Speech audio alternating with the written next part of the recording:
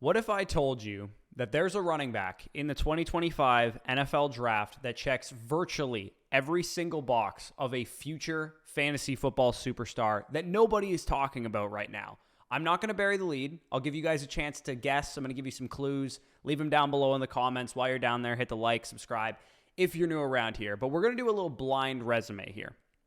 This running back, mystery guy, played 2 years at an HBCU, posting a 91.4 PFF rushing grade in his second college season, 1,700 total yards, over 40 targets, 1.5 yards per route run, 17 total touchdowns that final year at his HBCU. He then transfers into the Power 5, into the ACC specifically, and in 2024 led this class per Sports Info Solutions with 34.4% of his runs resulting in either a broken tackle or a juked defender. So we're talking about a very creative back on his own. Only Ashton Genty broke more tackles than his 19.13% in this class, and no running back juked more defenders than 15.3% of his runs in this class. NFL Draft Buzz has him projected to run a 4.32 at the NFL Scouting Combine. His highest clocked in-game speed per Real Analytics was damn near 23 miles per hour,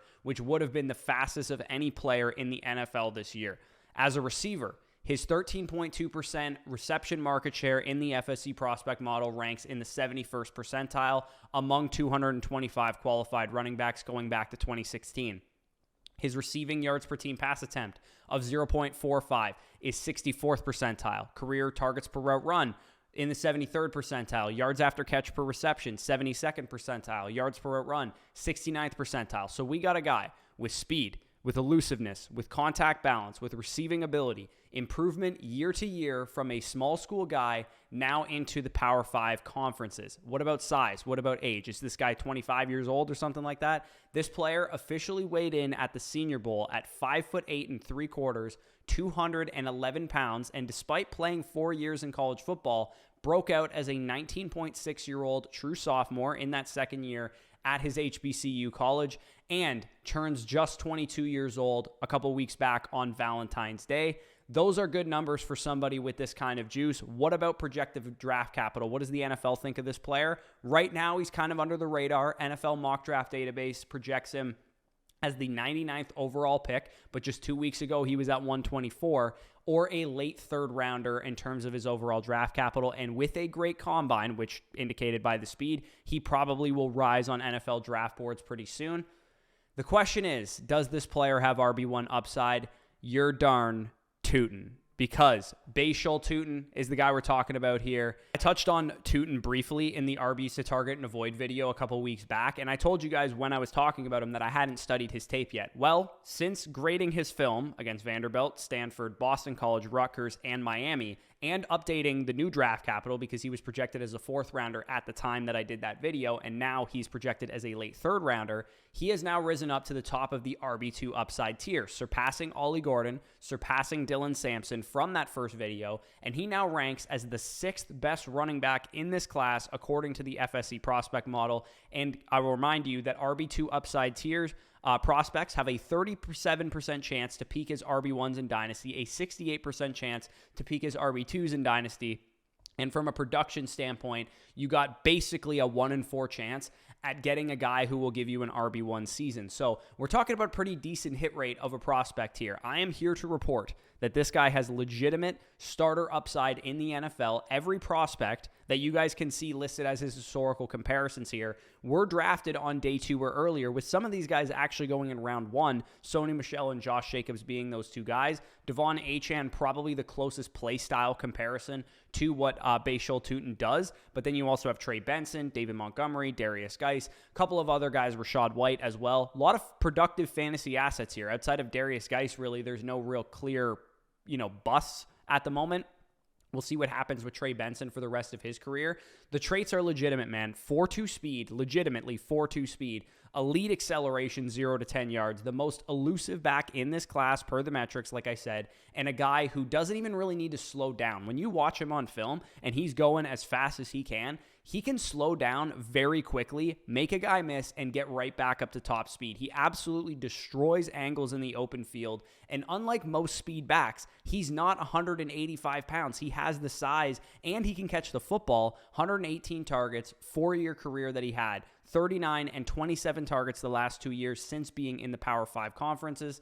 And for Virginia Tech, he had 0 drops this year as a receiver, 1.29 yards per route run, 10.9 yards after catch per reception. To me, it's insanity that he is not getting talked about more, because when we think about the first tier of running back being Genty by himself, the second tier of running back being Hampton, Judkins, Henderson, and Caleb Johnson, there is no real consensus after those guys who should be the next player. A lot of people would say maybe Cam Scatterbo, maybe Ollie Gordon, maybe Dylan Sampson, maybe Devin Neal, maybe DJ Giddens. There's a lot of guys that you could talk about, and that's probably why Tootin has fallen down the wayside a little bit, is because this class is so deep, because there's so many names.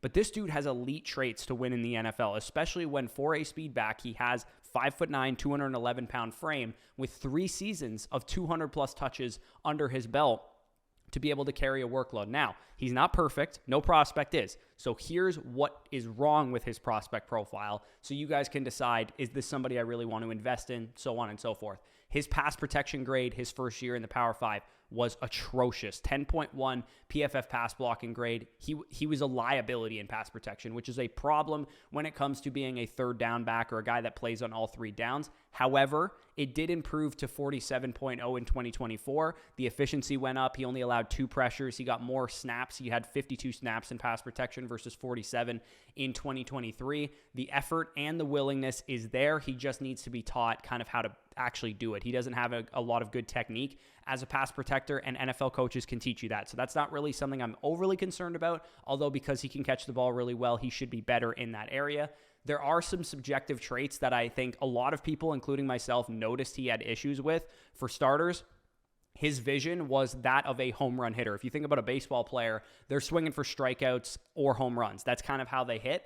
And he has to refine his running more decisively, letting his blocks develop, taking what's there at times, and not always bouncing outside runs prematurely in the NFL. Because when you try and do that, everybody's a good athlete. The edge defenders are smarter. The linebackers cover more ground. You're going to get yourself in trouble. So he does need to refine the subjective things that some people will say, vision, patience, anticipation, things of that nature. He's got to get better in those areas, and that will be the difference between him being an elite running back in the NFL and him probably being a bust. That area, if he can figure it out above the shoulders, he will definitely hit at the next level. I also did read some other scouting reports because I was curious what I was missing on Tootin's profile when I scouted him. A lot of people said that he was more north and south and didn't really have great agility or great ways to make people miss. And honestly, the numbers point to that just being irrefutably false. Like, he juked more defenders in this class than any other player, and by PFF metrics, by Sports Info Solution metrics, they're both in lockstep that he was basically forcing a missed tackle on like 35% of his touches. So that, to me, and my eyes included, just, I don't know where people are seeing that. Maybe they watch different games than I did. And, he had an ankle injury towards the end of the year. Maybe they watched more of those games. The big one that I saw, and a lot of other people saw as well, is that he had a lot of mental errors, which included some of the stuff I talked about already: vision, anticipation, patience, bouncing runs outside, things of that nature. But he also had 9 drops in 2 years, 2022 and 2023.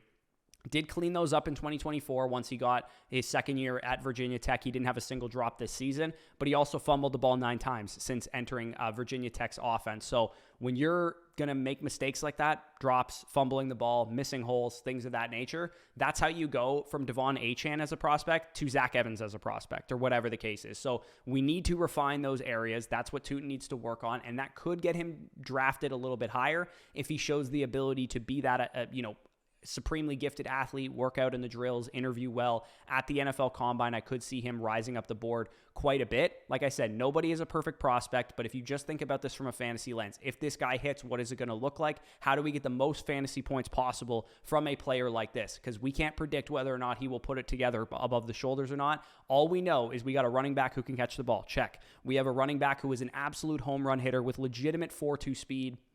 elite speed to break contact, run for long touchdowns. That gets us a lot of fantasy points. 4.4 yards after contact per attempt was 5th in this class. 143.2 elusive rating was 3rd in this class. Only Ashton Genty in the Power 5 was better. 11.5% of his runs went for 15 plus yards. That was 6th in this class. We get a lot of points from running backs who score touchdowns. How did he perform in that area? He has very solid size, 5'9", 211.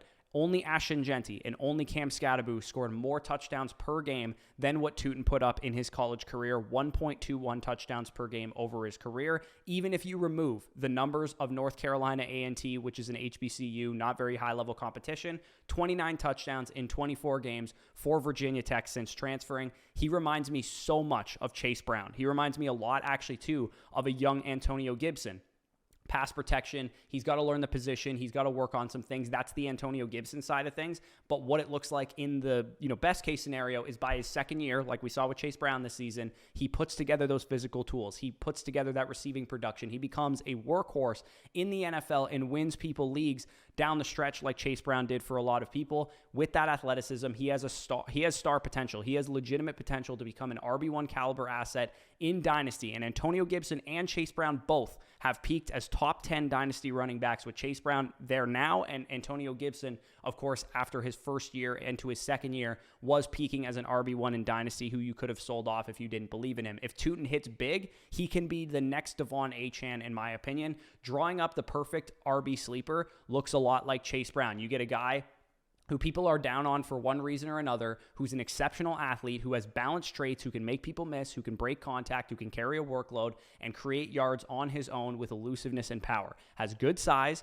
can catch the ball, has a good profile, who maybe just slipped through the cracks because people didn't like his vision, or people didn't like his patience, or people didn't like whatever subjective trait that is correctable at the next level. Chase Brown had it, and I was all over Chase Brown. He is one of my highest roster Dynasty running backs as a result, and so does Byshell Tootin. If you are in a league with me, good luck getting this guy, because I'm going to draft him in pretty much every second round I'm in. If he does go out this weekend at the Combine and run in the 4.2s, I'm hoping he does, because we want draft capital for a player like this. He is going to solidify himself as one of my favorite running backs to target in the second round of rookie drafts.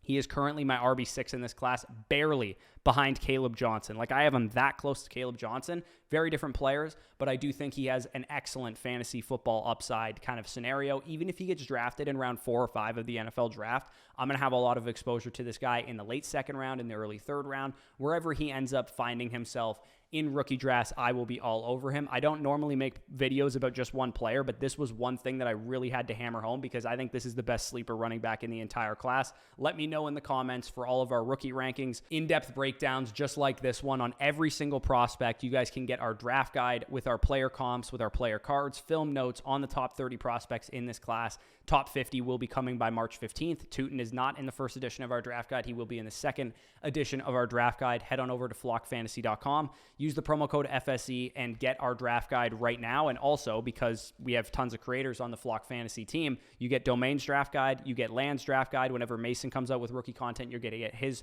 draft guides and rookie content as well. That's the benefit of subscribing over on Flock versus paying for someone else's draft guide or going to someone's Patreon. Sign up annually on the site right now. Get a free team review from us and a free voucher for a buy, sell, hold report from us as well. So we can give you personalized advice based on your league, your team, who has those players in your league. I've had some questions on how to redeem those two things. In your email when you sign up, you'll get a tutorial video for how to do that. But basically, for the team review, go to personalized advice, hit the team review, load your team in, fill out the prompts, and select us to redeem your voucher. For the buy, sell, hold report, go to the trade section of personalized advice, not the team review section, and load your team in, fill out the prompts, and then make sure to slide the slider all the way until it says buy, sell, hold report in red when you're on our name, and then you can update that and get yourself a free buy, sell, hold report as an annual subscriber. The links for that are down below in the pinned comment. Let me know what you guys think of Byshell Tootin. Am I too high on him? Am I too low on him? Who's your favorite sleeper in the running back class, in the wide receiver class? Let me know all that stuff down below. But with that being said, peace out, and I'll talk to you soon.